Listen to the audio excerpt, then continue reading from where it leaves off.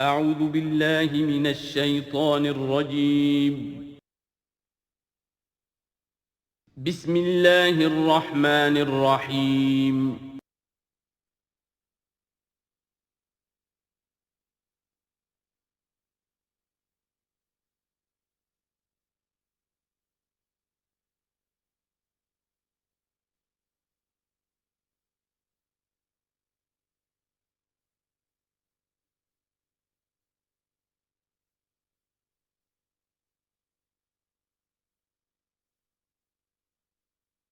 اعوذ باللہ من الشیطان الرجیم بسم اللہ الرحمن الرحیم قل لا اقول لکم عندی خزائن اللہ ولا اعلم الغیب ولا اقول لکم انی ملک ان اتبع الا ما یوحی الی قل هل یستوی الاعمی والبصیر افلا تتفکرون صدق اللہ العظیم۔ اے نبی ان سے کہہ دیجئے میں تم سے یہ نہیں کہتا کہ میرے اختیار میں ہیں اللہ کے خزانے، تم مجھ سے کہتے ہو یہ دکھاؤ یہ دکھاؤ یہ دکھاؤ، میں نے کب دعویٰ کیا ہے کہ میرا اختیار ہے؟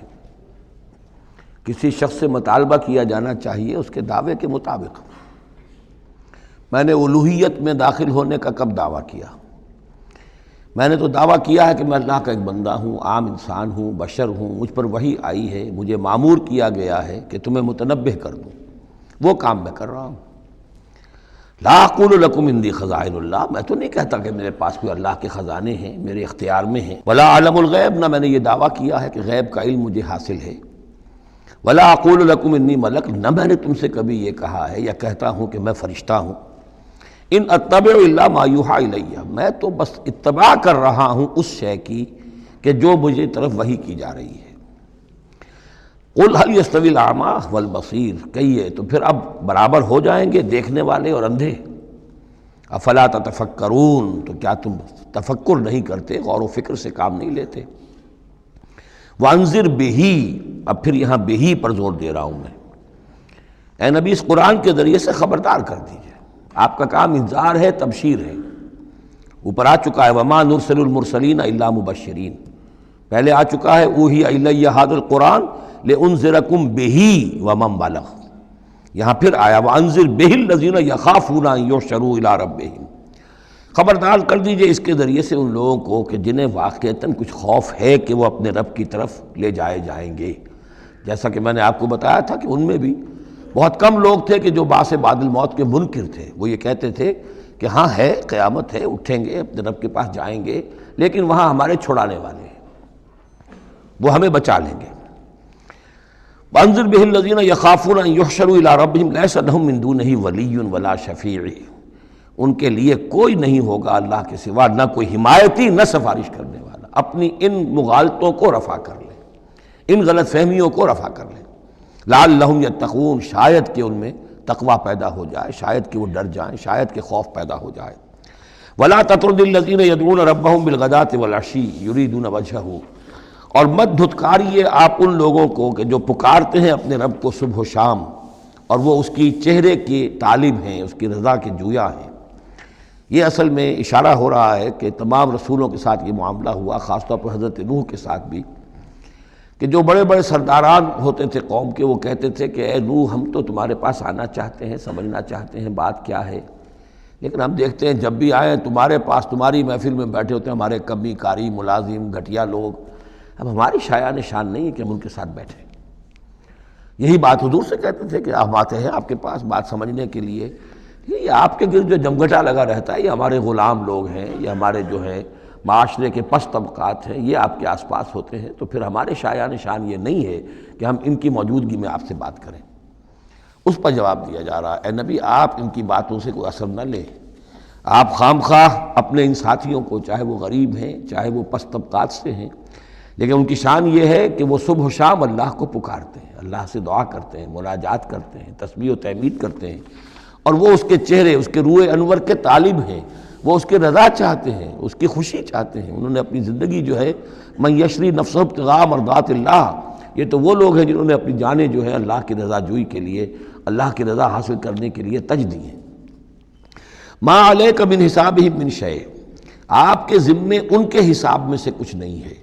وما من حسابک علیہم من شیء، اور نہ آپ کا ان کے اوپر آپ کے حساب میں سے کچھ ہے، یعنی یہ کہ یہ تو ہر شخص کو اپنی کمائی کرنی ہے، آپ کے ذمہ آپ کا فرض ہے، آپ کرتے جائیے، جو آپ کے پاس آ رہے ہیں ان کا حساب بھی اللہ لے لے گا، جو آپ کے پاس نہیں آتے ان کا حساب بھی لے لے گا، ہر ایک کو اس کے طرز عمل کے مطابق وہ بدلہ دے دے گا، نہ آپ ان کی طرف سے جواب دہ ہیں نہ یہ آپ کی طرف سے جواب دہ ہیں۔ فَتَطْرُدَهُمْ، تو اگر خدا نہ خواستہ بالفرض آپ ان کے دباؤ میں آ کر اگر انہیں دور کر دیں، اپنے سے دھتکار دیں، فَتَكُونَ مِنَ الظَّالِمِينَ، تو آپ ظالموں میں سے ہو جائیں گے۔ وَكَذَلِكَ فَتَنَّا بَعْضَهُمْ بِبَعْضٍ، اور اسی طرح ہم نے بعض کو بعض کے ذریعے سے آزمایا ہے۔ حق کہہ رہا ہے ایک شخص لیکن ہے مفلس، اب وہ دولت مند جو ہے وہ مسکرائے گا، اس کو دیکھو یہ مجھے سمجھانے آیا ہے، اس کے کپڑے پھٹے ہوئے ہیں، جوتیاں پٹخارتا ہوا آ گیا مجھے سمجھانے کے لیے، اپنی حیثیت کو نہیں پہچانتا۔ حالانکہ دیکھنا یہ چاہیے کہ جو بات وہ کہہ رہا ہے صحیح ہے یا غلط۔ اس طرح ہم آزمائش کر دیتے ہیں لوگوں کے لیے، وَكَذَلِكَ فَتَنَّا بَعْضَهُمْ بِبَعْضٍ، اسی طرح ہم آزماتے ہیں بعض کو بعض کے ذریعے سے، لِيَقُولُوا، تاکہ وہ کہیں أَهَٰؤُلَاءِ مَنَّ اللَّهُ عَلَيْهِم مِّن بَيْنِنَا، کیا یہ وہ لوگ ہیں جن پر اللہ کا خاص انعام و احسان ہوا ہے ہم میں سے؟ اللہ کا احسان ہم پر ہوا ہے، دولت مند ہم ہیں، سردار ہم ہیں، چودراٹیں ہماری ہیں، حویلیاں ہماری ہیں، یہ جو ہیں گرے پڑے طبقات کے لوگ، کیا یہ ہیں کہ جو اللہ کا احسان اور ان کے اوپر اللہ تعالیٰ کا بڑا فضل ہوا ہے؟ یہ کہا کرتے تھے مکے کے لوگ بھی کہ اگر قرآن اللہ نے بھیجنا ہی تھا، کتاب نازل کرنی تھی، نبوت دینی تھی، تو کوئی رجل من القریتین عظیم، یہ جو دو شہر ہیں مکہ اور طائف، بڑے بڑے چودھری ہیں، سرمایہ دار ہیں، بڑے لوگ ہیں، سردار ہیں، ان میں سے کسی کے پاس بھیجتا۔ مکے کا یتیم جس کے پاس کوئی دولت نہیں، بچپن مفلسی میں گزرا ہے، سخت مشقت کے اندر جو ہے جوانی کا دور گزرا ہے، جس کے پاس کچھ بھی نہیں، کوئی عہدہ نہیں، کوئی منصب نہیں، قریش کا کوئی عہدہ حضور کے پاس نہیں تھا، کوئی منصب نہیں تھا، کوئی آپ کے پاس سرمایہ نہیں تھا، آپ تو پیدا ہی ہوئے ہیں یتیم، تو اس اعتبار سے کیا یہی رہ گیا تھا اللہ کے لیے؟ معاذ اللہ ثم معاذ اللہ۔ لِيَقُولُوا أَهَٰؤُلَاءِ مَنَّ اللَّهُ عَلَيْهِم مِّن بَيْنِنَا أَلَيْسَ اللَّهُ بِأَعْلَمَ بِالشَّاكِرِينَ، تو کیا اللہ تعالیٰ زیادہ واقف نہیں ہے ان سے کہ جو واقعتاً اس کا شکر کرنے والے ہیں؟ ایک اور جگہ آئے گا کہ اللہ تعالیٰ وَاللَّهُ أَعْلَمُ حَيْثُ يَجْعَلُ رِسَالَتَهُ، اللہ بہتر جانتا ہے کہ کہاں اسے اپنی رسالت کا منصب کس کو دینا چاہیے، کس میں اس کی صلاحیت ہے۔ جیسے طالوت کے بارے میں لوگوں نے کہہ دیا تھا کہ اس کے لیے کیسے ہو سکتی ہے سرداری، جبکہ ہمارے پاس دولت ہے، اس کے پاس دولت نہیں، لم یؤت سعۃ من المال، تو کہا گیا تھا اسے جسم اور علم کے اندر اللہ نے بسطہ یعنی کشادگی عطا فرمائی ہے۔ وَإِذَا جَاءَكَ الَّذِينَ يُؤْمِنُونَ بِآيَاتِنَا، اور اے نبی اس کے برعکس یہ لوگ جو چاہتے ہیں کہ آپ دھتکار دیں ان کو، اس کے برعکس آپ کی روش کیا ہونی چاہیے ان غرباء اور فقراء کے لیے؟ وَإِذَا جَاءَكَ الَّذِينَ يُؤْمِنُونَ بِآيَاتِنَا، جب آپ کے پاس آئیں وہ لوگ جو ہماری آیات پر ایمان رکھتے ہیں، فَقُلْ سَلَامٌ عَلَيْكُمْ، تو آپ ان کو سلام کہا کیجئے اور ان کو خوشخبری دیا کیجئے، کتب ربکم علی نفسہ الرحمہ، تمہارے رب نے اپنے اوپر رحمت کو لازم کر لیا ہے، اور تمہارے لیے خاص رحمت کا مظہر کیا ہے؟ انہ من عمل منکم سوءا بجہالۃ، کہ تم میں سے کوئی بھی اگر کسی وقت کوئی برے کام کا ارتکاب کر بیٹھے، جذبات میں آ کر، ناواقفیت سے، جہالت میں، ثم تاب من بعدہ، پھر اگر وہ فوراً توبہ کر لے گا، وہ اصلاح اور اصلاح کر لے گا، فانہ غفور الرحیم، تو اللہ تعالیٰ غفور الرحیم ہے۔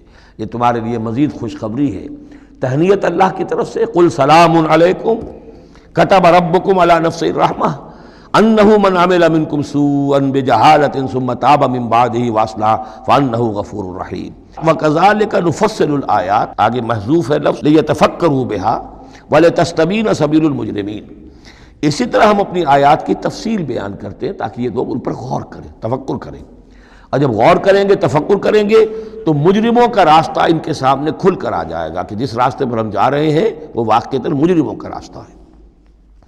قل انی نہیت ان اعبد الذین تدعون من دون اللہ، کہہ دیجئے مجھے تو روک دیا گیا ہے ان کو پوجنے سے کہ جن کو تم پکارتے ہو اللہ کے سوا، یہ لات عزیٰ منات ان کو میں نہیں پکار سکتا، مجھے روک دیا گیا ہے، مجھے تو حکم دیا گیا ہے لا تدعوا مع اللہ احدا، اللہ کے ساتھ کسی اور کو مت پکارو۔ قل لا اتبع اہواءکم، اور کہہ دیجئے ڈنکے کی چوٹ میں تمہاری خواہشات کی پیروی نہیں کر سکتا، قد ضللت اذن، اگر ایسا کروں گا تو میں خود گمراہ ہو جاؤں گا، وما انا من المہتدین، اور پھر نہ رہوں گا میں ہدایت والوں میں۔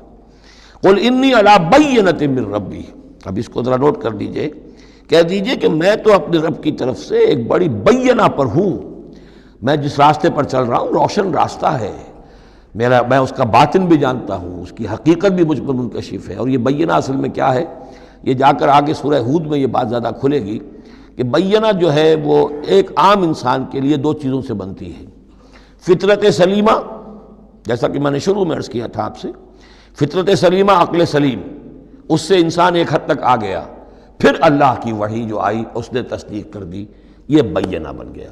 اب اسی معنی میں پھر رسول اور پھر اللہ کی وحی مل کر بینہ بن جاتے ہیں، وہ لوگوں کے حق میں بینہ، اور خود اپنے حق میں بینہ کیا ہے، آپ کی اپنی فطرت سلیمہ، عقل سلیم، اور اس پر پھر وحی کی توثیق، وحی نے آ کر ان کو اجاگر کر دیا، ان حقائق کو جن تک آپ اپنی عقل سلیم اور فطرت سلیمہ کی رہنمائی میں پہنچ چکے تھے۔ قل انی علی بینۃ من ربی، کہہ دیجئے میں کوئی اندھیرے میں ٹامک ٹوئیاں نہیں مار رہا ہوں، تم جو مجھ سے مطالبے کر رہے ہو، مجھ پر دباؤ ڈال رہے ہو، میں تو اپنے رب کی طرف سے بینہ پر ہوں۔ وَكَذَّبْتُمْ بِهِ، تم نے اسے جھٹلا دیا ہے، مَا عِندِي مَا تَسْتَعْجِلُونَ بِهِ، میرے پاس وہ شے موجود نہیں ہے جس کی تم جلدی مچا رہے ہو۔ وہ جلدی مچاتے تھے، لے آئیے عذاب، بہت سن چکے ہم، کان پک گئے سن کر ہمارے، عذاب آئے گا، عذاب آئے گا، عذاب، کہاں ہے وہ عذاب، کہاں رکا ہوا ہے، 10 برس ہو گئے، میرے پاس نہیں ہے، میرے اختیار میں نہیں ہے۔ وہ عذاب بھی آئے گا، اللہ کے فیصلے سے آئے گا، جب وہ چاہے گا آئے گا۔ ما عندی ما تستعجلون بھی، جس چیز کی تم جلدی مچا رہے ہو وہ میرے اختیار میں نہیں ہے۔ ان الحکم الا للہ، فیصلے کا اختیار کلیتاً اللہ کے ہاتھ میں ہے۔ یقص الحق، وہ حق بات بیان کر دیتا ہے، وہو خیر الفاصلین، اور وہ سب سے اچھا فیصلہ کرنے والا ہے۔ قل لو ان عندی ما تستعجلون بہ، اب اس میں وہ تلخی جو ہے وہ ظاہر ہو رہی ہے کہ تم جو تنگ آ گئے ہو میری باتیں سن کر، میرے اندر بھی تمہاری جانب سے بیزاری پیدا ہو چکی ہے۔ قل لو ان عندی ما تستعجلون بہ، کہہ دیجئے اگر میرے ہاتھ میں ہوتا، میرے اختیار میں ہوتا، میرے پاس ہوتا جس کی تم جلدی مچا رہے ہو، لقضی الامر بینی و بینکم، تو میرے اور تمہارے مابین کبھی کا فیصلہ طے ہو چکا ہوتا، میں تمہیں ابھی مزید مہلت نہ دیتا۔ تم اگر تمہارے کان پک گئے تو میں بھی تنگ آ چکا ہوں، میرے بھی اب جو ہے صبر کا پیمانہ جو ہے وہ ایک حد کو پہنچ چکا ہے۔ لقضی الامر بینی و بینکم، میرے اور تمہارے مابین کبھی کا فیصلہ چکا دیا گیا ہوتا۔ واللہ عالم بالظالمین، اللہ خوب واقف ہے ظالموں سے۔ وَعِندَهُ مَفَاتِحُ الْغَیب، اسی کے پاس ہے خزانے غیب کے۔ یہ مفاتح جو یہاں جمع آیا ہے تو مفتاح کہتے ہیں کنجی کو، اس کی جمع بھی ہے، اور مفتاح کہتے ہیں اس کو جس سے کھولا گیا، یعنی خزانہ۔ یہاں پر مفتاح کی جمع ہے یہ مفاتح۔ وَعِندَهُ مَفَاتِحُ الْغَیب، اسی کے پاس غیب کے سارے خزانے ہیں۔ لا يَعْلَمُهَا إِلَّا هُوَ، کوئی جانتا ہی نہیں ان کو سوائے اس کے۔ وَيَعْلَمُ مَا فِي الْبَرِّ وَالْبَحْرِ، اور وہ تو جانتا ہے جو کچھ خشکی میں ہے اور جو کچھ سمندر میں ہے۔ وَمَا تَسْقُطُ مِنْ وَرَقَةٍ إِلَّا يَعْلَمُهَا، اور نہیں گرتا کوئی ایک پتا بھی کسی درخت سے مگر اللہ کے علم میں ہوتا ہے۔ وَلَا حَبَّةٍ فِي ظُلُمَاتِ الْأَرْضِ وَلَا رَطْبٍ وَلَا يَابِسٍ، نہیں گرتا کوئی دانہ نہ زمین کی تاریکیوں میں، وہ دانہ گھستا ہے زمین کے اندر بیج کی شکل میں، ولا رطبن، نہ کوئی ہری چیز تر و تازہ، ولا یابس، نہ سوکھی چیز، الا فی کتاب مبین، ایک کتاب مبین میں سب کی سب موجود ہے۔ یہ کتاب مبین اللہ کا علم قدیم ہے، اللہ کا علم قدیم جس میں کہ ہر شے موجود ہے، ما کان و ما یکون، آن واحد کی طرح۔ وَهُوَ الَّذِي يَتَوَفَّاكُمْ بِاللَّيْلِ، اب یہ لفظ یہاں پر آ گیا ہے، وہ جو قادیانیوں کے ساری خباثت کا توڑ جو ہے، وہ جو میں نے وضاحت آپ کو بیان کی تھی کہ وفا یوفی یتوفا، اب یہاں آ گیا وَهُوَ الَّذِي يَتَوَفَّاكُمْ بِاللَّيْلِ، وہی ہے جو تمہیں وفات دیتا ہے رات کے وقت۔ کیا وفات دیتا ہے؟ کیا انسان مر جاتا؟ نہیں، جان تو رہتی ہے، شعور نہیں رہتا۔ میں نے کہا تھا 3 چیزیں ہیں، جسم ہے، جان ہے، جان میں شعور ہے۔ بڑا پیارا ایک شعر ہے فارسی کا، جان نہاں در جسم او در جان نہاں، جسم کے اندر تو پنہا ہے جان، جان میں وہ پنہا ہے۔ 3 چیزیں ہو گئیں۔ یہاں اس شعر میں وہ سے مراد کچھ اور ہے، اس وقت میں اس پر نہیں جاؤں گا، لیکن 3 چیزیں سمجھ لیجئے۔ جان نہاں در جسم، جسم کے اندر جان پنہا ہے، او در جان نہاں، وہ جان میں نہاں ہے، اے نہاں اندر نہاں اے جانے جاں۔ یہ پھر کسی اور جگہ پر پڑھیں گے اس شعر کو انشاءاللہ۔ اب سمجھ لیجئے، ایک جسم ہے، جسم میں جان ہے، جان میں شعور ہے، اصل شے تو شعور ہے، لہذا نیند میں صرف شعور لے گئے، موت ہوئی تو شعور بھی لے گئے، جان بھی لے گئے، اور عیسیٰ کو لے گئے، شعور بھی لے گئے، جان بھی لے گئے، جسم بھی لے گئے۔ تو توفع جو ہے کل کا کل پورے طور پر ہوا ہے حضرت عیسیٰ علیہ السلام کا۔ ہمارا توفع یا توفی جو ہوتا ہے وہ تو ادھورا ہوتا ہے، جسم یہیں رہ جاتا ہے، جان اور شعور چلا جاتے ہیں، اور نیند میں شعور چلا گیا۔ وَهُوَ الَّذِي يَتَوَفَّاكُم بِاللَّيْلِ وَيَعْلَمُ مَا جَرَحْتُم بِالنَّهَارِ، وہی ہے جو تمہیں وفات دے دیتا ہے، قبضے میں لے لیتا ہے، یتوفاکم رات کے وقت، اور وہ جانتا ہے جو کچھ کہ تم کرتے ہو دن کے وقت۔ ثم یبعثکم فیہ، پھر وہ دوبارہ اگلی صبح کو پھر تمہیں اٹھا دے گا، لیقضی اجل مسمی، تاکہ وہ تمہاری جو مہلت ہے وہ پوری ہو جائے۔ یعنی روزانہ ایک طرح سے ہم موت کی آغوش میں چلے جاتے ہیں۔ آدھی موت تو ہے، نیند کسے کہتے ہیں؟ آدھی موت ہے۔ یہی وجہ ہے کہ جو دعا ہے صبح کو اٹھنے کے وقت کی، جو مسنون دعا ہے، الحمدللہ الذی احیانی بعدما اماتنی والیہ النشور، کل شکر اور کل حمد اور کل تعریف اس اللہ کے لیے ہے جس نے مجھے دوبارہ زندہ کیا اس کے بعد کہ مجھ پر موت وارد کر دی تھی۔ نیند جو ہے وہ موت کی بہن ہے، اور اسی طرح اٹھنا ہے اللہ کی طرف۔ یہ بڑا ایک عجیب نکتہ ہے، اس کو ذہن میں اس کو اپریشیٹ کیجئے۔ جو شخص صبح آنکھ کھلتے ہی جس کے زبان پر یہ الفاظ آتے ہوں، الحمدللہ الذی احیانی بعدما اماتنی والیہ النشور، قیامت کے دن جب وہ اٹھے گا اس کی زبان پر یہی ترانہ خود بخود آ جائے گا، اس وقت ہوگا وہ 100% درست۔ الحمدللہ الذی احیانی بعدما اماتنی والیہ النشور، کیونکہ عادت پڑی ہے، ہمیشہ کہا ہے، جیسے ہی شعور آیا الحمدللہ الذی احیانی بعدما اماتنی والیہ النشور، تو یہ وہ ترانہ جو ہے جو کہ باعث بعد الموت کے وقت ہماری زبان پر ہوگا، اس کا ریہرسل ہے جو آپ روزانہ کریں گے اگر یہ عادت پختہ کر لیں۔ وَهُوَ الَّذِي يَتَوَفَّاكُم بِاللَّيْلِ وَيَعْلَمُ مَا جَرَحْتُم بِالنَّهَارِ ثُمَّ يَبْعَثُكُم فِيهِ لِيُقْضَىٰ أَجَلٌ مُّسَمًّى ثُمَّ إِلَيْهِ مَرْجِعُكُم، پھر اسی کی طرف تم سب کا لوٹنا ہے۔ ثُمَّ يُنَبِّئُكُم بِمَا كُنتُمْ تَعْمَلُونَ، پھر وہ تمہیں جتلا دے گا جو کچھ کہ تم کرتے رہے تھے۔ وَهُوَ الْقَاهِرُ فَوْقَ عِبَادِهِ، اور وہ اپنے بندوں پر، یہ لفظ کئی مرتبہ آیا ہے اس صورت کے اندر، اللہ پوری طرح غالب ہے، قابو یافتہ ہے اپنے بندوں پر۔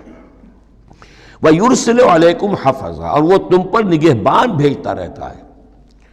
ہر انسان کے ساتھ فرشتے باڈی گارڈ کی حیثیت سے موجود ہیں، اس لیے کہ جب تک اللہ نے اجل معین رکھی ہوئی ہے اس وقت تک تو زندہ رکھنا ہے۔ وہ زندہ رکھنے کے لیے حفظہ، حفاظت کرنے والے نگہبان، وہ جو میں نے ایک دفعہ پہلے بھی کہا تھا، بسا اوقات تو محسوس ہوتا ہے کہ جیسے گاڑی ایسے سناٹے سے آپ کے ساتھ سے گزری ہے کہ معلوم ہوتا ہے کسی نے ہاتھ دے کر آپ کو بچایا، ورنہ بچنے کا کوئی امکان نہیں تھا۔ تو کوئی ہے، جب معلوم ہے کہ ابھی اس کی موت کا وقت نہیں آیا تو بچانے والے فرشتے ہمارے ساتھ ہوتے ہیں۔ حتیٰ اذا جاء احدکم الموت، یہاں تک کہ جب تم میں سے کسی کی موت کا وقت آتا ہے، توفته رسلنا، اب یہاں پھر توفا آ گیا، اب یہاں پہ شعور اور جان دونوں جائے گا۔ توفته رسلنا، تو ہمارے بھیجے ہوئے فرشتے جو ہیں وہ اس کو قبضے میں لے لیتے ہیں، وہم لا یفرطون، اور اس میں کوئی کمی نہیں کرتے، کوئی کوتاہی نہیں کرتے، جو حکم آیا اور جب آیا۔ ثم ردوا الی اللہ مولاہم الحق، پھر وہ لوٹا دیے جاتے ہیں اب اللہ کی طرف جو ان کا مولا ہے برحق، سچا۔ الا لہ الحکم، آگاہ ہو جاؤ، فیصلے کا اختیار اسی کے ہاتھ میں ہے، حاکمیت اسی کی ہے، ان الحکم الا للہ، یہ دوسری مرتبہ آیا یہاں۔ وہو اسرع الحاسبین، اور وہ حساب کرنے والوں میں سب سے بڑھ کر تیز ہے، یعنی اسے دیر نہیں لگے گی، اس کے کمپیوٹرز جو ہیں وہ کوئی بہت ہی سپر کمپیوٹر جن کا ہم تصور بھی نہیں کر سکتے۔ قل من ینجیکم من ظلمات البر والبحر تدعونہ تضرعا وخفیا، ان سے پوچھئے کون تمہیں نجات دیتا ہے اندھیروں میں سے، وہ تاریکی کے ہوں یا سمندر کے۔ سمندر میں گھپ اندھیرا ہے، کشتی چل رہی ہے، کچھ نظر نہیں آ رہا ہے، اوپر بادل بھی ہیں، اب اس وقت انسان کو کچھ نہیں سوچتا، ہاتھ کو ہاتھ سجھائی نہیں دے رہا، کون تمہیں پھر بھی بچاتا ہے وہاں؟ من ینجیکم۔ اسی طرح کوئی قافلہ ہے، بھٹک گیا ہے، اندھیری شب ہے، جدا اپنے قافلے سے ہے تو اب یہ کہ اندھیرے کے اندر بھٹک رہا ہے، نہ دائیں کا نہ بائیں کا پتہ نہیں، ہر درخت معلوم ہوتا ہے کوئی آسیب ہے، کوئی بھوت ہے جنہیں چلا آ رہا ہے، پھر بھی اللہ بچاتا ہے تمہیں۔ من ینجیکم من ظلمات البر والبحر تدعونہ تضرعا وخفیا، اس وقت تو تم پکارتے ہو اللہ کو بہت ہی گڑ گڑاتے ہوئے اور دل ہی دل میں خفیہ خفیہ، اے اللہ بچا دے، اے اللہ اس وقت کو راستہ بنا دے، کوئی دستگیری ہو جائے، کسی طرف سے روشنی ہو جائے۔ لئن انجانا من ہذہ، اور کہتے ہو تم دل میں اگر اللہ نے ہم کو اس سے بچا لیا، نجات دے دی لنکونن من الشاکرین، پھر تو اب باقی زندگی تو بالکل اللہ کے شکر گزار بندے بن کر ہم گزار دیں گے۔ قل اللہ ینجیکم منہا، اللہ تعالیٰ پھر نجات دیتا ہے تمہیں اس سے، ومن کل کرب، اور ہر کرب سے، ہر تکلیف سے، ثم انتم تشرکون، پھر اس کے بعد تم آ کے پھر شرک شروع کر دیتے ہو، پھر تمہیں اپنی دیویاں دیوتا، اپنے آلہہ، اپنے چودھری، اپنے سردار یاد آ جاتے ہیں۔ قل هو القادر على ان يبعث عليكم عذابا من فوقكم، یہ آیت جو ہے یہ بہت اہم ہے کہ عذاب الہی کی کئی قسمیں ہیں، 3 قسمیں یہاں بیان ہوئی ہیں۔ کہہ دیجئے وہ قادر ہے اس پر کہ تم پر بھیج دے کوئی عذاب من فوقکم، تمہارے اوپر سے، آسمان کا ٹکڑا گر جائے، کوئی میٹیورائٹ گر جائے، جو بعض خبریں آتی رہتی ہیں کوئی آ رہا ہے، لیکن یہ کہ وہ پھر تحلیل ہو جاتا ہے کہیں، جو بھی اوزون لیئر ہے یا کچھ اور ہے بچت ہے، لیکن یہ کہ اگر اللہ چاہے تو جہاں آسمان پر سے کوئی عذاب بھیج دے آپ کے اوپر، او من تحت ارجلکم، یا آپ کے قدموں کے نیچے سے، زمین پھٹ جائے، شق ہو جائے، زلزلہ آئے، زمین دھنس جائے، یہ بھی ہوتا ہے، خسف ہوں گے، قیامت سے پہلے بڑے بڑے 3 خسف ہونے ہیں جن کی خبر دی گئی ہے احادیث کے اندر، بڑے بڑے ٹکڑے زمین کے دھنس جائیں گے اندر۔ قل هو القادر على ان يبعث عليكم عذابا من فوقكم او من تحت ارجلكم، یہ 2 شکلیں ہو گئی، اوپر سے یا قدموں کے نیچے سے، او يلبسكم شيعا، یا تمہیں گروہوں میں تقسیم کر دے، ويذيق بعضكم بأس بعض، اور ایک کی طاقت کا مزہ دوسرے کو چکھائے۔ اب لڑو آپس میں، پرانے اور نئے سندھی لڑو آپس میں، پنجابی اور اردو بولنے والے لڑو، اور بلوچ اور پختون لڑو، مارو ایک دوسرے کو۔ اللہ تعالیٰ کو نہ آسمان کو تکلیف دینے کی ضرورت کہ اس کا کوئی ٹکڑا گرائے، نہ زمین کو کوئی مشقت دینے کی کہ وہ پھٹے، کوئی ضرورت نہیں، آپس میں تقسیم ہو جاؤ گے، گروہ بندی ہو جائے گی، شیعہ سنی کو مارے اور سنی شیعہ کو مارے۔ یہ جو ہے یہ عذاب الہی کی بدترین شکل ہے جو آج مسلمانان پاکستان پر مسلط ہے۔ وہ کبھی ایک قوم ہوتے تھے، ہندو کا جب مقابلہ تھا ایک قوم تھے، اور اب وہ قوم جو ہے قومیتوں میں، عصبیتوں میں تحلیل ہو چکی۔ انظر کیف نصرف الآیات لعلہم یفقہون، دیکھو کیسے ہم اپنی آیات کی تصریف کرتے ہیں، تصریف کہتے ہیں آیات کو گھمانا، ایک ہی بات کو اسلوب بدل بدل کر، انداز بدل بدل کر، ترتیب بدل بدل کر لانا، ایک پھول کا مضمون ہو تو 100 رنگ سے باندھو۔ وَكَذَّبَ بِهِ قَوْمُكَ وَهُوَ الْحَقُّ، اور اے نبی آپ کی قوم نے اسے جھٹلا دیا، بہی مراد قرآن، یعنی میں نے عرض کیا کہ اس صورت کیا یہ عمود، حصی معجزہ کوئی نہیں دکھائیں گے، اصل معجزہ محمد کا یہ قرآن ہے صلی اللہ علیہ وسلم، اسی لیے بہی بہی بہی اس کی تکرار اس میں کثرت سے ملے گی۔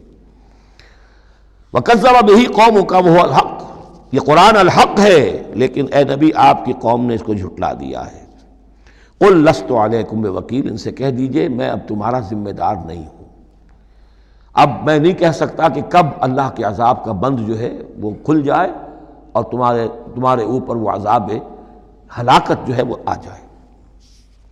لِكُلِّ نَبَوْ مُسْتَقَرٌ، كُلِّ نَبَإٍ مُسْتَقَرٌ، ہر خبر، ہر بڑی بات کے لیے وقت معین ہے، فَسَوْفَ تَعْلَمُونَ، میں نہیں کہہ سکتا، جیسے کہ سورہ انبیاء میں فرمایا وَإِنْ أَدْرِيَ قَرِيبٌ أَمْ بَعِيدٌ مَا تُوعَدُونَ، میں یہ نہیں جانتا کہ جس کی تمہیں دھمکی دی جا رہی ہے وہ قریب آ چکا یا دور ہے، ٹائم ٹیبل اللہ کے علم میں ہے، لیکن یہ میں جانتا ہوں کہ اگر تمہاری روش یہی رہی تو عذاب آ کر رہے گا۔ بسوف تعلمون، اور ان قریب تمہیں معلوم ہو جائے گا۔ وَإِذَا رَأَيْتَ الَّذِينَ يَخُوضُونَ فِي آيَاتِنَا، یہ وہ آیت آ گئی جس کا حوالہ سورہ نساء کی آیت نمبر 140 میں آیا تھا کہ تمہیں پہلے ہدایت دی گئی تھی کہ جب تم لوگوں کو دیکھو کہ وہ ہماری آیات کا استہزاء کر رہے ہیں، تبصر کر رہے ہیں، تو ان کے پاس بیٹھو مت، اٹھ کر چلے جاؤ، کم سے کم یہ کہ ایک پروٹیسٹ میں واک آؤٹ تو وہاں سے ہو جائے۔ وَإِذَا رَأَيْتَ الَّذِينَ يَخُوضُونَ فِي آيَاتِنَا، اور جب تم دیکھو لوگوں کو کہ وہ ہماری آیات میں خوض، مین میخ نکال رہے ہیں۔ دیکھیے اردو میں ہم ایک لفظ بولتے ہیں غور و خوض، بڑا غور و خوض ہو رہا ہے، بہت غور و خوض کے بعد میں اس نتیجے پر پہنچا ہوں۔ یہ دونوں لفظ جو عربی زبان کے بہت قریب کے ہیں، غور کے معنی، غور اچھے معنی میں آتا ہے، اور خوض برے معنی میں آتا ہے۔ صحیح چھان پھٹک کرنا اور غور کرنا، اس کے ما لہو ما علیہ، فار کیا ہے، اگینسٹ کیا ہے، یہ مثبت انداز میں یہ ہے غور۔ خوض ہے مین میخ نکالنا، اس کے اندر جو ہے بال کی کھال خام خواہ کو اتارنا، یہ کوشش ہے، یہ خوض ہے۔ وَإِذَا رَأَيْتَ الَّذِينَ يَخُوضُونَ فِي آيَاتِنَا، جبکہ وہ ہماری آیات میں اس طریقے کا معاملہ کر رہے ہوں، تو جب تم دیکھو فاعرض عنہم، تو ان سے کنارہ کرو، حتی یخوضوا فی حدیث غیرہ، یہاں تک کہ پھر وہ کسی اور بات میں لگ جائیں، کسی اور مذاق میں، ٹھٹے میں، پھر تم ان کے پاس جا سکتے ہو۔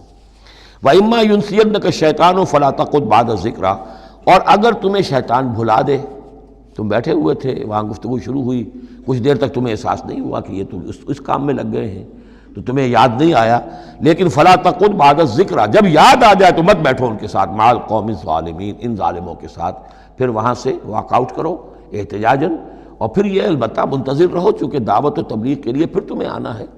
تو قالوا سلاما، علیحدہ بھی ہو تو وہ لٹ مار کے نہ ہو، بلکہ یہ کہ اٹھو وہاں سے تو بڑی خوبصورتی کے ساتھ۔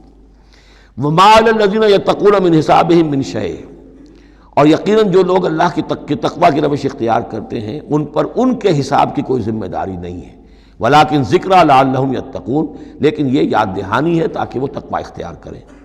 وَذَرِ الَّذِينَ اتَّخَذُوا دِينَهُمْ لَعِبًا وَلَهْوًا، اور چھوڑو ان کو، دفع کرو، نظر انداز کرو، ان سے آپ نظر پھیر لو کہ جنہوں نے اپنے دین کو کھیل اور کود بنا لیا ہے، کھیل، ہنسی مذاق، ٹھٹا۔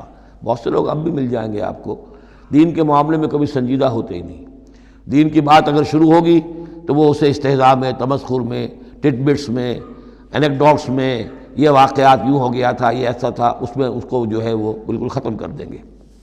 وَذَرِ الَّذِينَ اتَّخَذُوا دِينَهُمْ لَعِبًا وَلَهْوًا وَغَرَّتْهُمُ الْحَيَاةُ الدُّنْيَا، اور ان کو تو اصل میں دھوکے میں مبتلا کر دیا ہے دنیا کی زندگی نے، ساری توجہات ادھر ہیں، بھاگ دوڑ اس کے لیے ہے، زیادہ سے زیادہ کمانا ہے، مال جمع کرنا ہے، حلال سے ہو حرام سے ہو، ساز و سامان کی فکر پڑی ہوئی ہے۔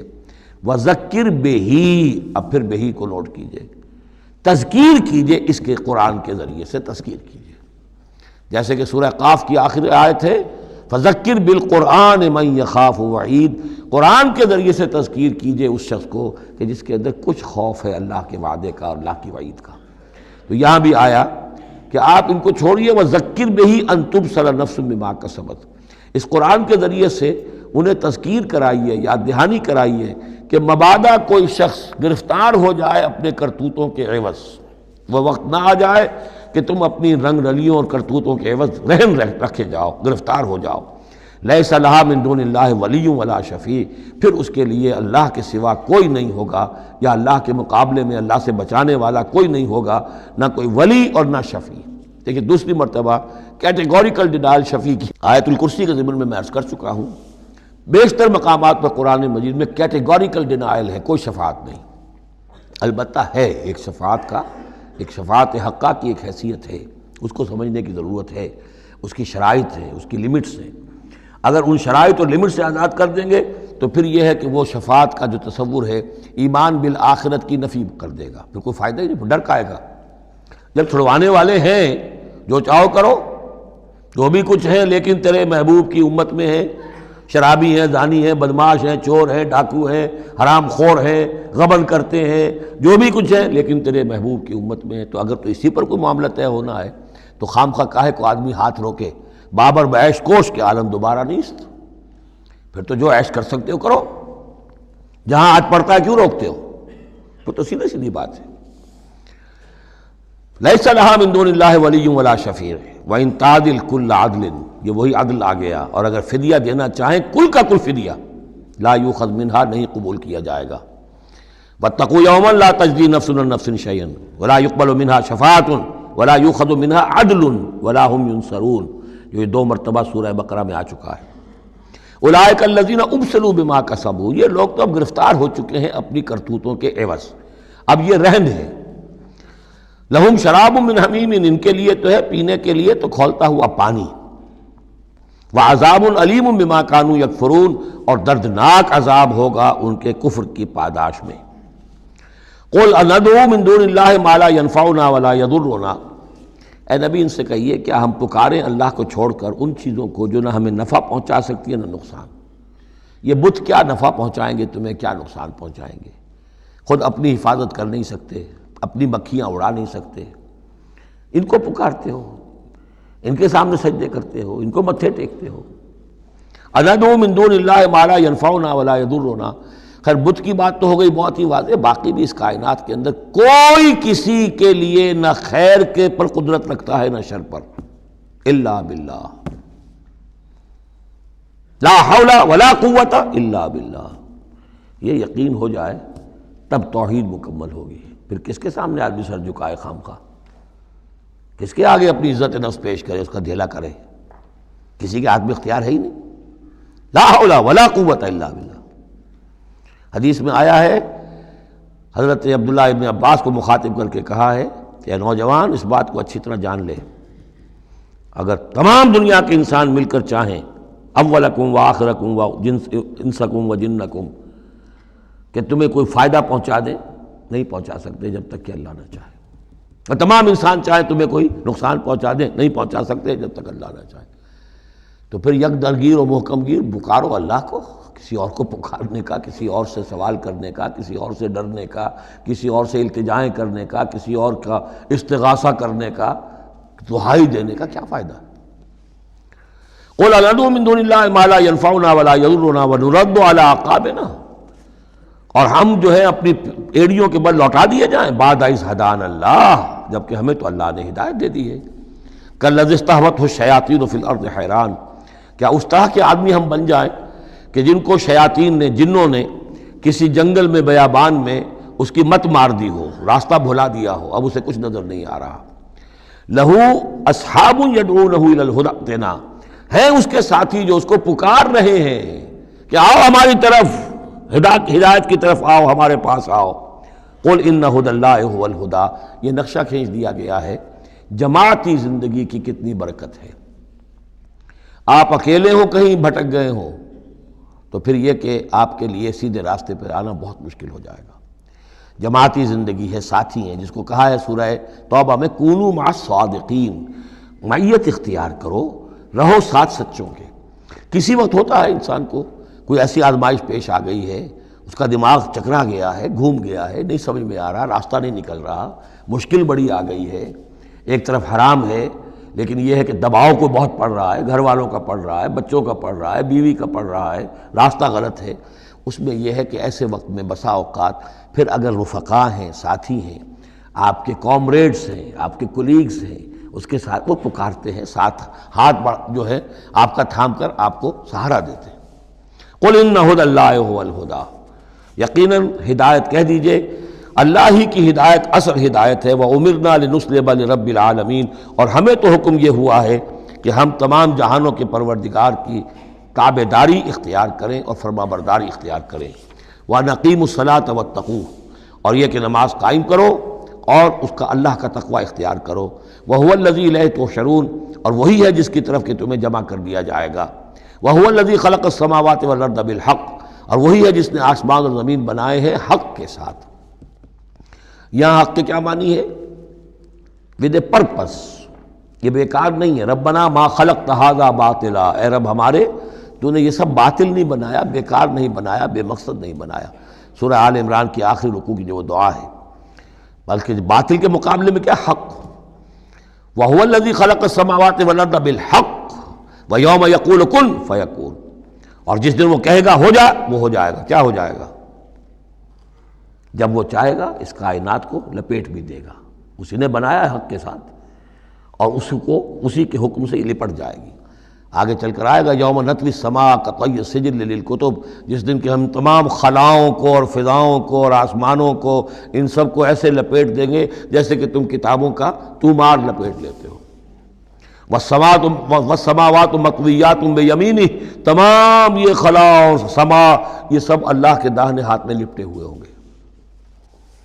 قولہ الحق، اس کا فرمانا ہی حق ہے۔ اس کا کیا معنی ہے؟ صرف اس کا کہہ دینا کن، بس، اس سے کسی اور شے کی ضرورت نہیں ہے، کوئی ذریعہ، کوئی میٹر، کوئی انرجی، کچھ نہیں۔ قولہ الحق، اس کا فرمانا ہی برحق ہے، اس کا کہہ دینا ہی برحق ہے۔ کن فیکون، یوم یقول کن فیکون قولہ الحق، وَلَهُ الْمُلْكُ یوم يُنفَخُ فِي الصُّورِ، اور اسی کے لیے ہوگی بادشاہی اس دن جس دن کے سور میں پھونکا جائے گا۔ اگرچہ حقیقت میں تو بادشاہی اب بھی اسی کی ہے، لیکن ابھی جھوٹے سچے بادشاہ بیٹھے ہوئے ہیں۔ یہ سب جو ہے یہ سب نسیہ منسیہ ہو جائیں گے۔ لمن الملک اليوم للہ الواحد القہار، معلوم یہ کہ اب بھی اگرچہ بادشاہی اسی کی حقیقت میں، لیکن یہ جھوٹے سچے ڈرامے والے خدا جو ہیں کچھ نہ کچھ بیٹھے نظر آتے ہیں بادشاہ۔ وَلَهُ الْمُلْكُ يَوْمَ يُنفَخُ فِي الصُّورِ، عالم الغیب، وہ تمام غیب کا جاننے والا، والشہادہ، اور کھلی باتوں کا جاننے والا، وَهُوَ الْحَكِيمُ الْخَبِيرُ، اور وہ کمال حکمت والا اور ہر شے سے باخبر۔ وَإِذْ قَالَ إِبْرَاهِيمُ لِأَبِيهِ آزَرَ، اب اس میں آپ دیکھیں گے اس سورہ مبارکہ میں حضرت ابراہیم کا ذکر ہے اور پھر ان کی نسل کے بعض انبیاء کرام کا ذکر ہے۔ ایک گلدستہ تو ہم پڑھ آئے ہیں سورہ نساء کے آخر میں، وہاں 13 انبیاء اور رسل کے نام آئے تھے، یہاں اس سے ذرا بڑا گلدستہ آئے گا، یہاں پہ 17 انبیاء اور رسل کے نام آئیں گے، پھر حضرت ابراہیم علیہ السلام کا ذکر یہاں آیا ہے، اور جو جن رسولوں کی قوموں پر ہلاکت کے بارے میں قرآن میں صراحت کے ساتھ مذکور ہے، ان 6 کا ذکر جو ہے سورہ اعراف میں آئے گا۔ حضرت ابراہیم علیہ السلام کی قوم کا کیا حشر ہوا یہ صراحت کے ساتھ قرآن میں مذکور نہیں ہے۔ جو قوم نوح کے ساتھ، ہود کے ساتھ، قوم صالح کے ساتھ، قوم شعیب کے ساتھ ہوا، تو حضرت ابراہیم علیہ السلام کے معاملے کو علیحدہ نکال لیا ہے وہ سورہ انعام میں، اور باقی جو ہے نوح، ہود، صالح اور شعیب، لوط اور موسیٰ، ان کا ذکر جو ہے وہ آپ کو ملے گا سورہ اعراف میں، اس لیے کہ ان کا معاملہ ایام اللہ کا ہے۔ تو فذکرہم بایام اللہ، التذکیر بآلاء اللہ اس میں ہے، التذکیر بایام اللہ اس میں ہے، لہذا یہاں حضرت ابراہیم کا ذکر ہے۔ وَإِذْ قَالَ إِبْرَاهِيمُ لِأَبِيهِ آزَرَ أَتَتَّخِذُ أَصْنَامًا آلِهَةً، اور یاد کرو جب کہ کہا ابراہیم نے اپنے باپ آزر سے، کیا تم نے ان بتوں کو اپنا خدا بنا رکھا ہے؟ یہاں جو آزر کا لفظ خاص طور پر آیا ہے میرے نزدیک، یہ اصل میں تورات کی نفی کے لیے، تورات میں تارح نام لکھا گیا ہے، گویا اس کی تصحیح کے لیے، ورنہ یہاں کوئی خاص ضرورت نہیں تھی۔ وَإِذْ قَالَ إِبْرَاهِيمُ لِأَبِيهِ، یہ کافی تھا، لیکن نام اس لیے دیا گیا کہ تورات پڑھنے والوں کو مغالطہ ہوتا ہے، اور اسی مغالطے کو اہل تشیع نے اختیار کر لیا ہے۔ انہوں نے تورات میں جو نام دیا گیا ہے اسے حضرت ابراہیم کا باپ کہا ہے، اور حضرت یہ جو آزر تھا اس کو کہا ہے کہ یہ چچا تھا، اس کی خاص وجہ ہے وہ پھر کسی موقع پر بیان ہوگی، لیکن یہ کہ تورات کی اس غلطی کو اہل تشیع نے اختیار کیا، قرآن مجید نے اسی کی نفی کے لیے یہاں پر حضرت ابراہیم کے والد کا نام صراحتاً بتا دیا کہ آزر ہے۔ وَإِذْ قَالَ إِبْرَاهِيمُ لِأَبِيهِ آزَرَ، اور یاد کرو جب کہ کہا تھا ابراہیم نے اپنے باپ آزر سے، أَتَتَّخِذُ أَصْنَامًا آلِهَةً، کیا آپ نے ان بتوں کو اپنا الہ بنایا ہوا ہے؟ انی اراک وقومک فی ضلال مبین، میرا تو خیال یہ ہے، میری رائے تو یہ ہے کہ آپ بھی اور آپ کی قوم بھی کھلی گمراہی میں مبتلا ہے۔ وَكَذَلِكَ نُرِي إِبْرَاهِيمَ مَلَكُوتَ السَّمَاوَاتِ وَالْأَرْضِ، اور اسی طرح ہم دکھانے لگے یا دکھاتے رہے ابراہیم کو آسمانوں اور زمین کے ملکوت۔ ملکوت سے مراد کیا ہے کہ اللہ تعالیٰ نے اس کائنات کا جو نظام قائم کیا، جسے میں کہتا ہوں کہ جو یونیورسل ایک گورنمنٹ ہے، اس کا ایک نظام ہے، اس کے کارندے ہیں، تو اس کے مشاہدہ اللہ تعالیٰ اپنے رسولوں کو کراتا ہے تاکہ ان کا یقین جو ہے وہ یقین اس درجے کا ہو جائے کہ جیسے کہ اپنی آنکھوں سے دیکھی ہوئی چیزیں، وَلَيَكُونَ مِنَ الْمُوقِنِينَ، اور تاکہ وہ پوری طرح یقین کرنے والوں میں سے ہو جائے، لیکن واو چونکہ یہاں آیا اس سے پہلے ہم محذوف مانیں گے تاکہ وہ اپنی قوم پر حجت قائم کر سکے اور پوری طرح یقین کرنے والوں میں سے ہو جائے۔ یہ جو آگے آ رہا ہے یہ در حقیقت حضرت ابراہیم علیہ السلام کی طرف سے اپنی قوم پر حجت کو اس طور سے پیش کیا گیا ہے۔ بعض حضرات کے نزدیک یہ ہے کہ یہ حضرت ابراہیم کا اپنا ذہنی ارتقاء ہے کہ واقعتاً انہوں نے سمجھا یہ ستارہ خدا ہے، پھر ڈوب گیا تو کہا کہ نہیں یہ تو ڈوب گیا، پھر چاند کو دیکھا تو چاند خدا ہے، پھر کہا نہیں یہ تو یہ بھی جو ہے غروب ہو گیا، پھر سورج کو کہا۔ تو یہ بات اصل میں بعض حضرات کی رائے ہے یہ، اور الفاظ سے کچھ متبادر بھی ہوتا ہے، لیکن یہ ہے کہ زیادہ صحیح رائے جس سے کہ آگے آ جائے گا وَتِلْكَ حُجَّتُنَا آتَيْنَاهَا إِبْرَاهِيمَ عَلَىٰ قَوْمِهِ، تو معلوم ہوتا ہے کہ یہ اصل میں حضرت ابراہیم علیہ السلام نے حجت قائم کرنے کے لیے یہ تدریج اختیار کی اپنی قوم کو سمجھانے کے لیے، اور حضرت ابراہیم علیہ السلام اللہ کے نبی تھے، اور نبی کوئی بھی زندگی کے کسی بھی مرحلے پر مشرک نہیں ہوتا، اس کی شریعت، اس کی سرشت اتنی خالص ہوتی ہے۔ صدیقین مشرک نہیں ہوتے، نبی تو ان سے بھی اونچے درجے کے ہیں، حضرت ابو بکر نے کبھی شرک نہیں کیا، حضرت عثمان نے کبھی شرک نہیں کیا، جو صدیقین ہیں صحابہ میں سے۔ وَكَذَلِكَ نُرِي إِبْرَاهِيمَ مَلَكُوتَ السَّمَاوَاتِ وَالْأَرْضِ وَلِيَكُونَ مِنَ الْمُوقِنِينَ فَلَمَّا جَنَّ عَلَيْهِ اللَّيْلُ، جب ان پر رات جو ہے اس نے تاریکی کر دی، رأى كوكبا، انہوں نے دیکھا ایک چمکدار ستارے کو، قال هذا ربی، انہوں نے کہا یہ میرا رب ہے، یہ گویا کہ کہنے کیا، ہاں یہ میرا رب ہے، اب یہ سوالیہ انداز بھی ہو سکتا ہے، پھر سائن آف ایکسکلیمیشن ہو سکتا ہے کہ لوگوں کو کہنے کے لیے کہ یہ رب ہے، یہ انٹروگیشن کا بھی ہو سکتا ہے۔ ھذا ربی فلما افل قال لا احب الافلین، جب وہ ڈوب گیا تو کہا بھائی یہ ڈوب جانے والی شے تو پھر میں تو پسند نہیں کر سکتا کہ میں اس کو اپنا خدا مان لوں۔ یہ قوم جو تھی ستارہ پرست بھی تھی، بت پرست بھی تھی، ستارہ پرست بھی تھی، اور نمبر 3 شاہ پرست بھی تھی۔ تینوں قسم کے شرک اس قوم میں موجود تھے کہ جس میں حضرت ابراہیم بھیجے گئے۔ یہ بیبیلونیا یا عراق، آج کا عراق، سابق بیبیلونیا، اس کا ایک شہر اس شہر کے بھی اب کھنڈرات نکل آئے ہیں، کھدائیاں ہو چکی ہیں۔ شہر میں پیدا ہوئے ہیں، پھر وہاں سے ہجرت کر کے فلسطین گئے ہیں، اور پھر حضرت اسماعیل کو آباد کیا ہے حجاز میں، اور اپنے بیٹے حضرت اسحاق کو آباد کیا ہے فلسطین میں۔ تو یہ ان کے ذہن میں رکھیے۔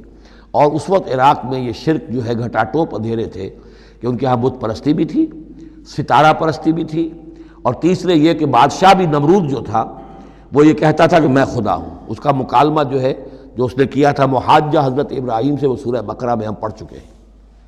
انا احیی و امید، میں بھی یہ اختیار رکھتا ہوں، جس کو چاہوں زندہ رکھوں، جس کو چاہوں مار دوں۔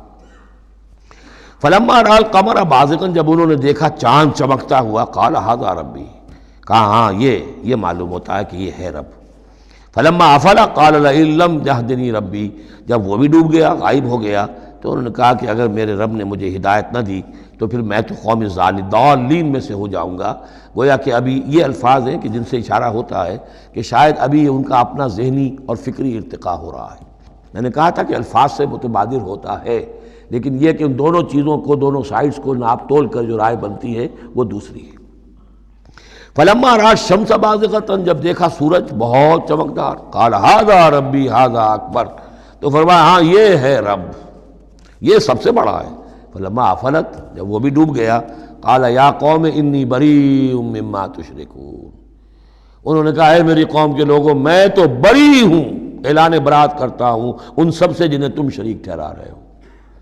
انی وجہت وجہی للذی فطر السماوات والارض حنیفا، میں نے تو اپنا رخ کر لیا ہے، اپنا چہرہ جو ہے ادھر کر لیا ہے اس ہستی کی طرف جس نے آسمانوں اور زمین کو بنایا، یکسو ہو کر، وما انا من المشرکین، اور میں مشرکوں میں سے نہیں ہوں۔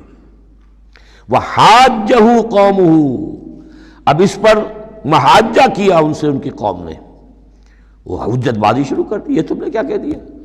سارے دیویوں کی نفی کر دی، سارے ستاروں کی نفی کر دی، ہر چیز کی نفی کر دی، اب تم پر مار پڑے گی فلاں دیوی کی اور فلاں ستارے کی نحوست جو ہے اس کا تم نے انکار کیا، اب تیار ہو جاؤ، اب تمہارے اوپر شامت آئے گی۔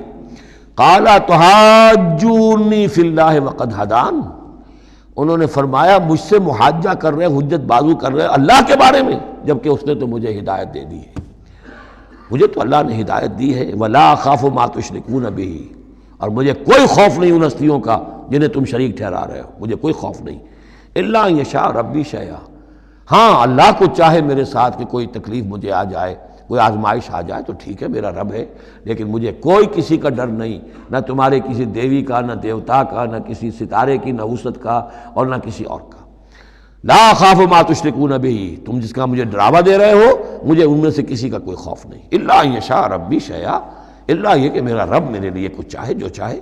وسع ربی کل شیء علما، یقیناً میرا رب جو ہے وہ تو ہر شے کے علم کے اعتبار سے احاطہ کیے ہوئے ہے۔ افلا تتذکرون، تو کیا تم عقل سے کام نہیں لیتے، تم نہیں سوچتے، نصیحت اخذ نہیں کرتے؟ وکیف اخاف ما اشرکتم، میں کیسے ڈروں ان سے جنہیں تم نے شریک ٹھہرا رکھا ہے۔ ولا تخافون انکم اشرکتم باللہ، جبکہ تم نہیں ڈرتے کہ تم نے اللہ کے ساتھ شریک ٹھہرا دیے۔ ما لم ينزل به علیکم سلطانا، اور ان ہستیوں کو شریک ٹھہرا دیا ہے جن کے لیے کہ اللہ نے کوئی سلطان، کوئی سند نہیں اتاری۔ ہاں اللہ نے اپنی کتابوں میں کوئی سند اتاری ہوتی، عقل انسانی میں اس کی کوئی بنیاد ہوتی تو کوئی بات بھی ہوتی، نہ عقل میں، نہ فطرت میں، نہ کسی آسمانی کتاب میں کسی معبود کے لیے کوئی گنجائش نہیں ہے ہی نہیں۔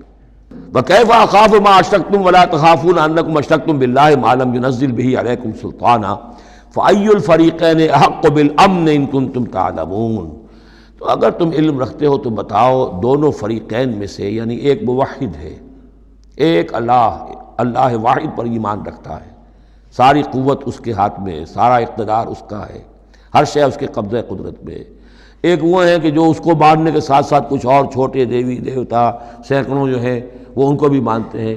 امن اور چین اور سکون کس کو میسر آئے گا؟ قلبی چین، روحانی اطمینان اور سکون۔ ای الفریقین احق بالامن، ان دونوں میں سے موحدین اور مشرکین میں سے امن، سکون، اطمینان، چین اور راحت کا کون زیادہ حقدار ہے؟ بتاؤ اگر تم جانتے ہو۔ اور اس کا جواب خود دیا، الذین آمنوا ولم یلبسوا ایمانہم بظلم، یقیناً وہ لوگ جو ایمان لائیں اور اپنے ایمان پر کسی طرح کے شرک کی آلودگی نہ ہونے دیں۔ یہاں لفظ ظلم آیا ہے، ظلم کسی چھوٹے گناہ کو بھی کہہ سکتے ہیں، اسی لیے اس پر صحابہ گھبرا گئے تھے کہ حضور کون شخص ہوگا کہ جس نے کبھی کوئی ظلم نہ کیا ہو، اور نہیں تو اپنے اوپر ظلم کرتا ہے آدمی، کسی پر ظلم کرتا ہے۔ تو اس کا تو مطلب ہے کوئی شخص بھی یہ جو مقام ہے جو یہاں بیان کیا جا رہا ہے اس کا جو سزاوار اور اس کا حقدار نہیں ہو سکتا۔ آپ نے فرمایا نہیں، یہاں ظلم سے مراد شرک ہے۔ پھر آپ نے سورہ لقمان کی آیت پڑھی، اس میں فرمایا کہ ان الشرک لظلم عظیم، وَإِذْ قَالَ لُقْمَانُ لِابْنِهِ يَا بُنَيَّ لَا تُشْرِكْ بِاللَّهِ إِنَّ الشِّرْكَ لَظُلْمٌ عَظِيمٌ۔ یہاں پر ظلم سے مراد شرک ہے، یعنی ایمان ایسا ہو کہ جو شرک کی ہر آلودگی سے پاک ہو۔ میں یہاں پھر تذکرہ کیے دیتا ہوں، شروع میں بھی عرض کیا تھا، شرک کسے کہتے ہیں، شرک کی قسمیں کون کون سی ہیں، کون کون سے بھیس بدل کر یہ شرک آتا ہے۔ باہر رنگے کے خواہی جامہ می پوش، من اندازے قدت را می شناسم، تم چاہے کسی بھی رنگ کا لباس پہن کے آ جاؤ، میں تمہیں تمہارے قد سے پہچان لوں گا۔ تو قد سے پہچاننا جو ہے شرک کا آسان نہیں ہے، بھیس بدلتا ہے یہ، اس کے لیے ضروری ہے۔ اور آج کے دور میں شرک کس کس شکل میں موجود ہے اس کا سمجھنا بہت اہم ہے۔ اس موضوع پر میرے 6 گھنٹے کے کیسٹس موجود ہیں۔ الذین آمنوا ولم یلبسوا ایمانہم بظلم، یقیناً وہ لوگ جو ایمان لائے اور جنہوں نے اپنے ایمان میں کسی بھی نوع کے شرک کی آمیزش نہ ہونے دی، اولئک لہم الامن وہم مہتدون، ان کے لیے ہے امن اور وہی ہوں گے راہ یاب۔ یہ امن اور ایمان اور اسلام اور سلامتی کا جو آپس میں تعلق ہے لفظی اعتبار سے، وہ اس دعا میں بہت نمایاں ہو جاتا ہے کہ جو حضور ہر نیا جو چاند دیکھتے تھے ہر مہینے کا تو دعا مانگتے تھے، اللہم اہلہ علینا بالامن والایمان والسلامت والاسلام، اے اللہ یہ مہینہ جو شروع ہو رہا ہے اس نئے چاند کے ساتھ، ہلال کے ساتھ، اسے ہم پر طلوع فرما امن اور ایمان کے ساتھ اور سلامتی اور اسلام کے ساتھ۔ تو یہ بڑا گہرا ربط ہے ان الفاظ کے اندر۔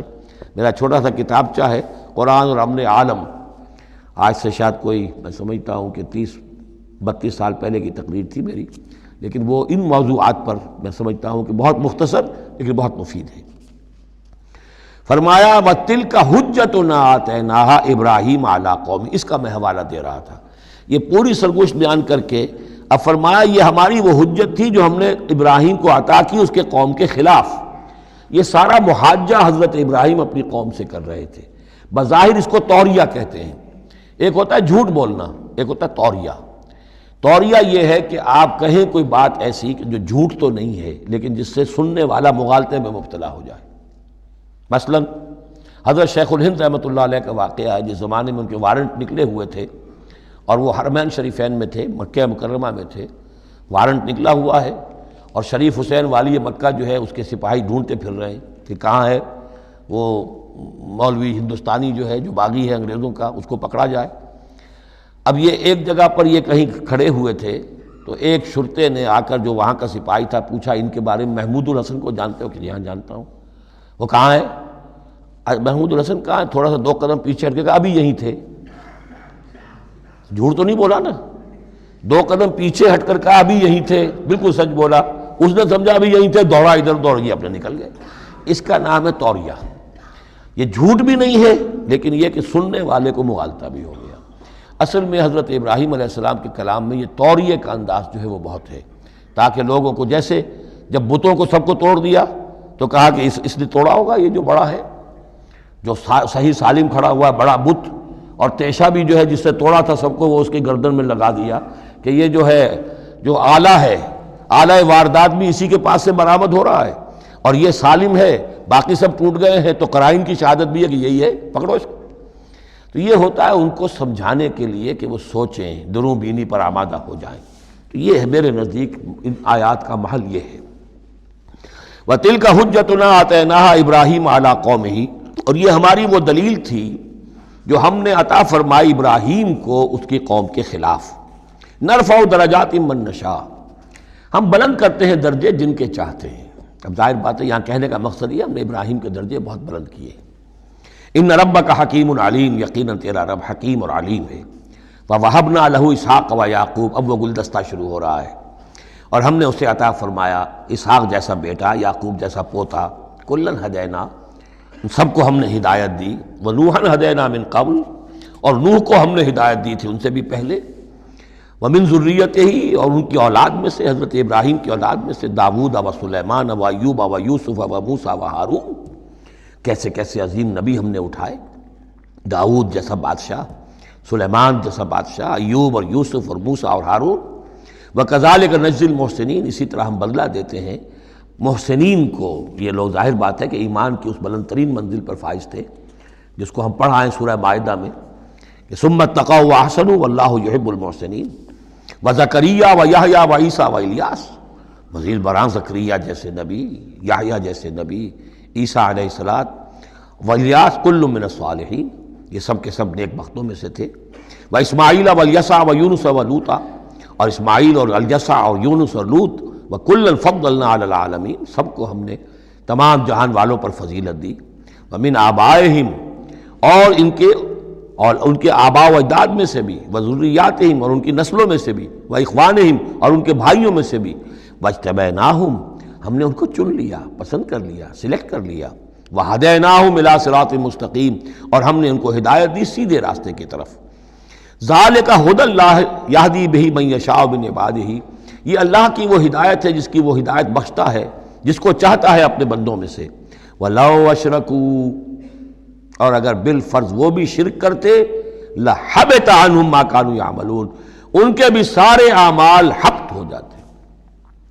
شرک اتنی بری شے ہے، اتنے اونچے اونچے مراتب، اتنے اعلیٰ اعلیٰ مقامات، اللہ کی محبوب شخصیتیں، اولو العزم پیغمبر اور یہ عظیم انبیاء، لیکن بالفرض یہ سمجھانے کے لیے، ظاہر بات ہے کوئی امکان نہیں تھا کہ وہ شرک کرتے، لیکن ہمیں سمجھانے کے لیے شرک وہ شے ہے، ان اللہ لا یغفر یشرک بہ ویغفر ما دون ذلک لمن یشاء ولو اشرکوا لحبط عنہم ما کانوا یعملون، اگر وہ شرک کرتے تو ان کے بھی تمام اعمال حبط ہو جاتے۔ اولئک الذین آتیناہم الکتاب والحکم والنبوۃ، یہ وہ لوگ ہیں جن کو ہم نے کتاب دی، اپنی حکمت اور شریعت سے نوازا، نبوت سے سرفراز فرمایا۔ وَإِن يَكْفُرْ بِهَا هَؤُلَاءِ، اور اگر کفران نعمت کریں یہ لوگ اس کی، یہ جو آیات اب اللہ تعالیٰ نے دی ہیں تمہیں اے محمد صلی اللہ علیہ وسلم، اگر یہ لوگ ان آیات کی اب ناشکری کر رہے ہیں، کفران نعمت کر رہے ہیں، اگر وہ ان سے فائدہ نہیں اٹھا رہے، ان کی روشنی سے اپنے دلوں کو منور نہیں کر رہے، فقد وکلنا بہا قوما لیسوا بہا بکافرین، تو ہم نے ایک اور قوم کو تیار کر رکھا اس کام کے لیے کہ وہ اس کی ناقدری نہیں کرے گی، یعنی یہ کہ مدینہ کے انصار انشاءاللہ اس کی قدر کریں گے۔ مکے کے یہ لوگ جو ہیں اگر ناقدری کر رہے ہیں محمد صلی اللہ علیہ وسلم، اور تمہاری باتیں جو ہیں اب تک 10-11 برس ہونے کو آ گئے ہیں، اس کے نتائج جو ہیں بڑے ہی کم سے کم یہ کہ مایوس کن نہیں تو دل شکن ضرور ہے۔ محمد جیسا مبلغ اور رسول اور داعی اور مربی اور مزکی اور معلم، اور 10-12 برس کی جد و جہد میں بمشکل 150 پونے 200 آدمی، پہلے 10 برس میں تو بمشکل 125 آدمی تھا۔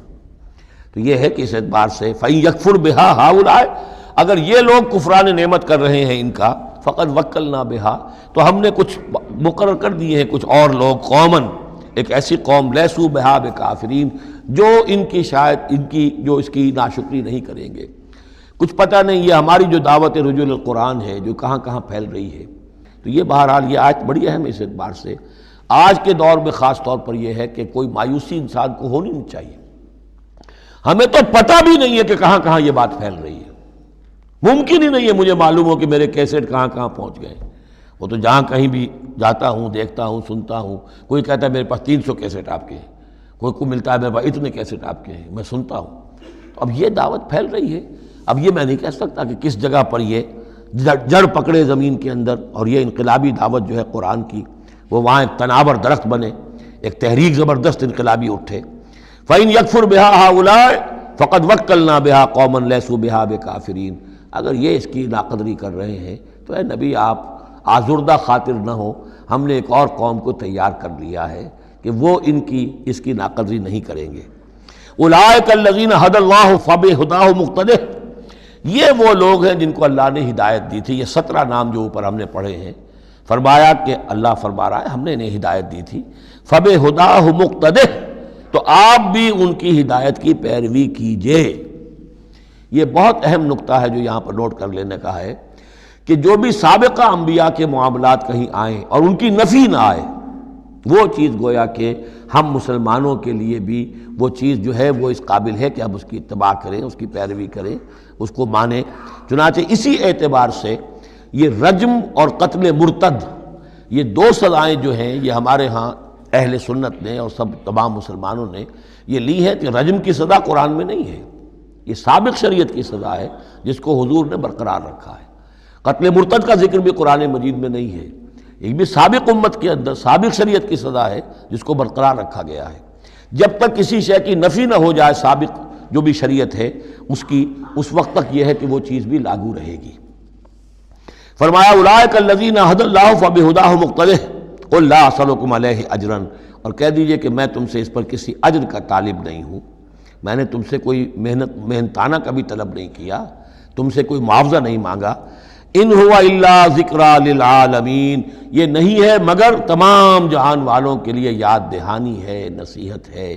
جو چاہے اس سے کسب فیض کرے، جو چاہے اس سے نور حاصل کرے، جو چاہے اس سے صحیح صراط مستقیم تک کی رہنمائی اخذ کر لے، یہ تو اللہ تعالیٰ کی طرف سے ایک صدقہ جاریہ ہے۔